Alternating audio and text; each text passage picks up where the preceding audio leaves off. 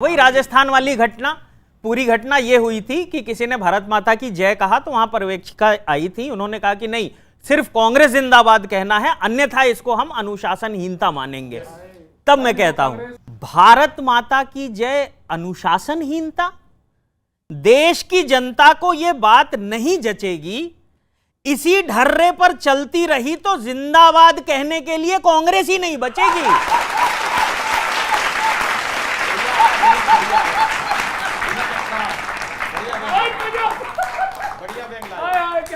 जन भावना को आहत करके जीत के अरमान पाले हैं, गठबंधन अभी ठीक से बना नहीं और तेवर शपथ ग्रहण वाले हैं।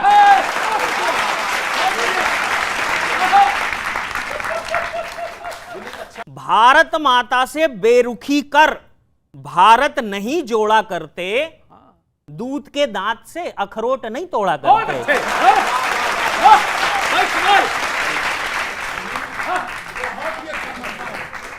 दूध के दांत से अखरोट नहीं तोड़ा करते। अभी भी वक्त है, परिस्थितियों के अकॉर्डिंग सुधर लीजिए।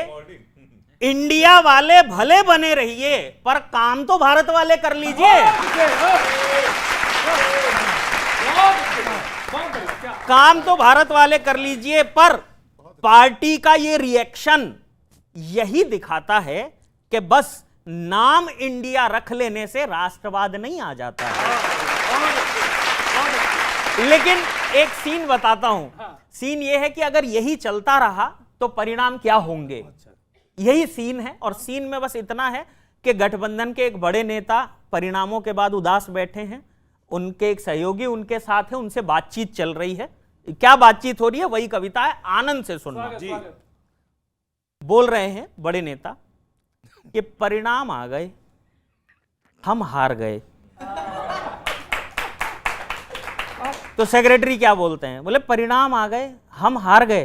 बोले सर, हम तो अपने की हरकतों के मारे हुए थे, आप परिणाम की बात कर रहे हैं, हम तो शुरुआती रुझानों में ही हारे हुए थे।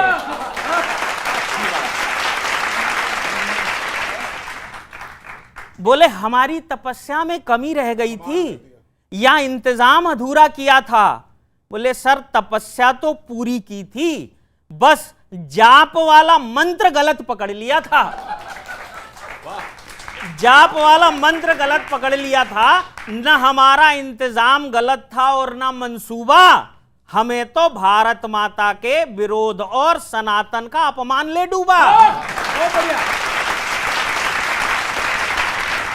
बोले अब आगे क्या किया जाए, अब आगे क्या किया जाए, ये हार के जख्म कैसे भरेंगे। बोला सर, बैठक के अलावा हमने किया क्या है, एक और बैठक करेंगे।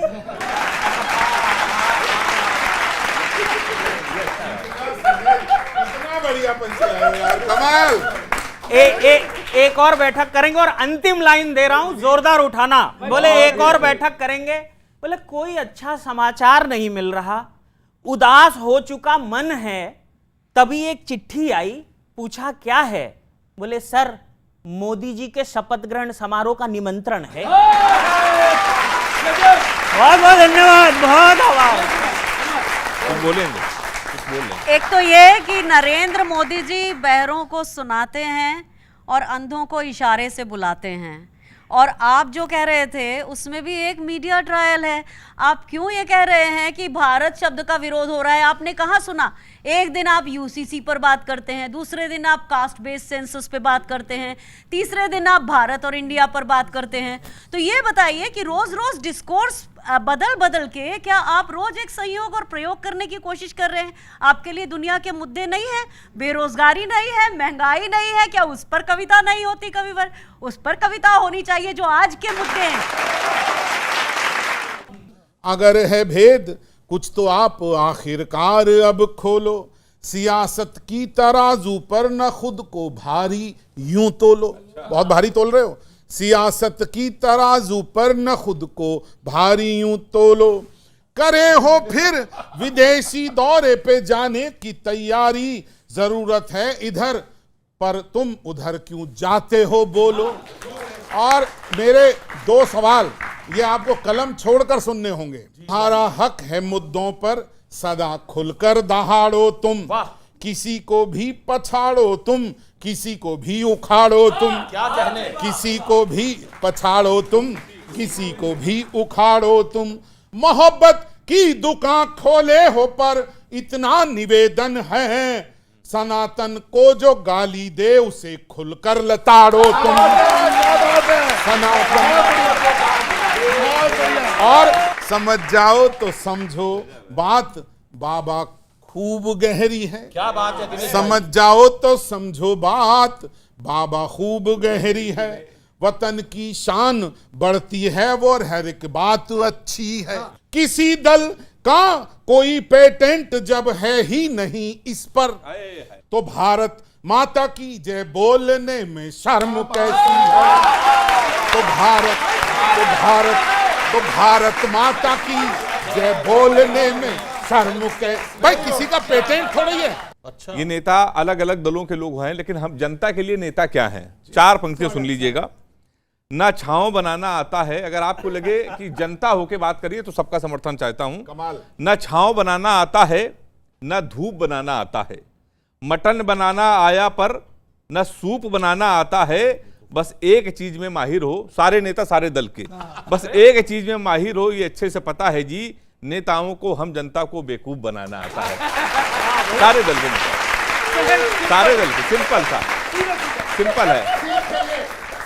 हाँ, बिल्कुल से 4 पंक्तियां और सुन लीजिए। सनातन पे बहुत बात हुई, मैंने भी 4 पंक्तियां लिखी, मैं भी सनातनी हूं। 4 पंक्तियां। जो संतों से मिला है ज्ञान, जो संतों से मिला है ज्ञान हर ज्ञान से बढ़ के है। जो मिला है सम्मान, सम्मान से बढ़ के है। कुछ बोलने से पहले सोचा तो कीजिए, ये सनातन हमारी जान से बढ़कर है। और अंतिम 4 पंक्तियां। सर अभी योगी जी सोशल मीडिया पे दूसरे नंबर पर आ गए, सबसे पॉपुलर नेता में पूरे विश्व में। दूसरे नंबर पर मोदी जी के बाद में योगी जी क्यों इतना पॉपुलर हो रहे हैं, उसका कारण मैंने खोजा है केवल 4 पंक्तियों में। योगी जी ने गुंडों के घर बुलडोजर चलवा दी है, यूपी के हर दबंग को नानी याद दिला दी है। और इन 2 पंक्तियों में आपका समर्थन। जिनके नाम की दहशत थी पहले, उनके सपनों में बाबा आते हैं। जो जिस भाषा में समझ सके बाबा वो भाषा समझाते हैं।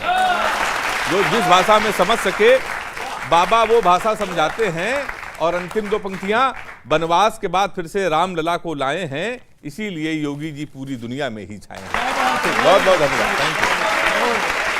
आप सनातन पर जान देते हैं, हम संविधान पर जान देते हैं।